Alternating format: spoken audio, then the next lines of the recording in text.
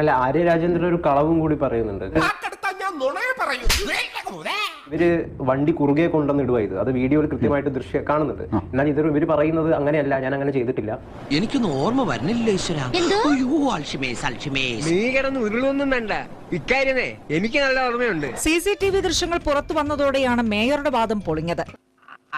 അതല്ല ഉദ്ദേശം. ആര്യ രാജേന്ദ്രന്റെ ഒരു ധാരണ അവരെന്തോ വലിയൊരു പോസ്റ്റിലാണെന്നാണ്. തളരരുത് രാമൻകുട്ടി, തളരരുത്. കലാകാരനല്ലാത്തവരെ സമൂഹം അംഗീകരിക്കില്ല. ഈ കുട്ടിത്തെ ഇതുവരെ മാറിയിട്ടില്ല ആ കൊച്ചിന്റെ. ഈ DYFI സിന്ദാബാദ് വിളിക്കുന്ന ഒരു കോളേജ് പിള്ളയായിട്ടാണ് ഇപ്പോഴും ആര്യ രാജേന്ദ്രന്റെ പെരുമാറ്റം. സമരം ചെയ്യാനും അലമുണ്ടാക്കാനും അല്ലാതെ വേറൊരു പണി ഞങ്ങൾക്കറിയില്ല എന്ന് പറയുന്ന ഈ കോന്തൻ സച്ചിൻ ദേവ്, അവനെ MLA ആണല്ലോ, അവനെങ്കിലും തലക്കുള്ളിൽ അവൻ അതിലും വലിയ ഗുണ്ട.